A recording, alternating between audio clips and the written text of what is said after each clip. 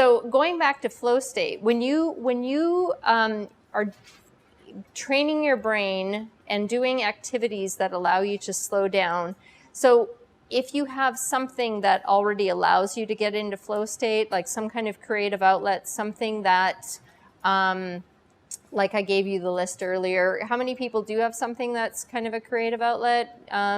Whether it's an art endeavor, playing a musical instrument, something like that. If you have something like that and you practice it on a regular basis, you actually will train your brain to be able to get into flow state whenever you want.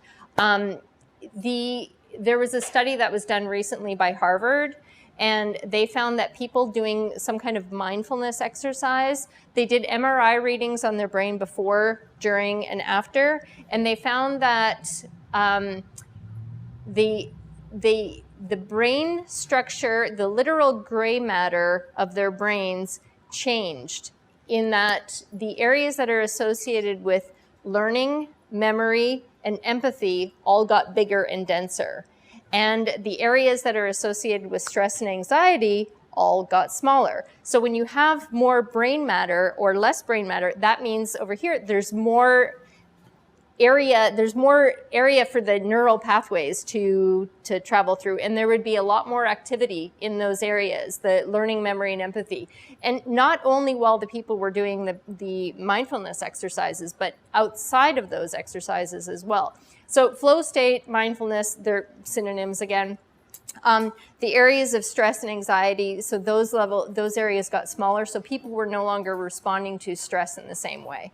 They were not affected by it like they used to be. You don't get into that fight or flight state as easily. And they've known this, they've done studies on meditating monks for many years where they've analyzed their brains, they've done MRI readings, and they found that with monks who have basically meditated their entire lives, their brains they already have this structure, and they don't have the same kind of startle response that most people do. They just don't have those stress reactions. But they were curious to know what would happen with people that have never meditated ever before. So they took people who had never meditated, checked their brains before, during, and after, and found these dramatic changes in structure.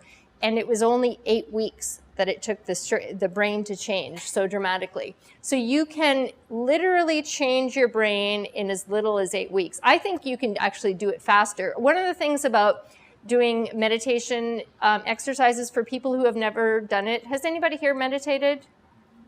Quite a few people. So you know about the benefits of meditation. It helps calm you down. It reduces stress levels. I mean, there's a whole, you can Google it, and there's tons and tons of benefits to meditating.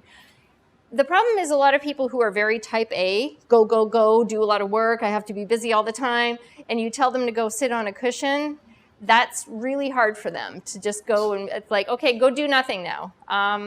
That's not really, it's not very conducive to people that like to stay busy all the time, right? So when you give them an activity that allows them to get into flow state, that's actually much easier for them. So one of the things that I teach in my flow training sessions is it's a basic exercise that even the most left-brained people can get into flow state, and it works the very first time, and it's had 100% success rate so far. Anyway, and now I'm focusing on teaching people in business how to get into flow state at will, train your brain, and be able to apply that in business.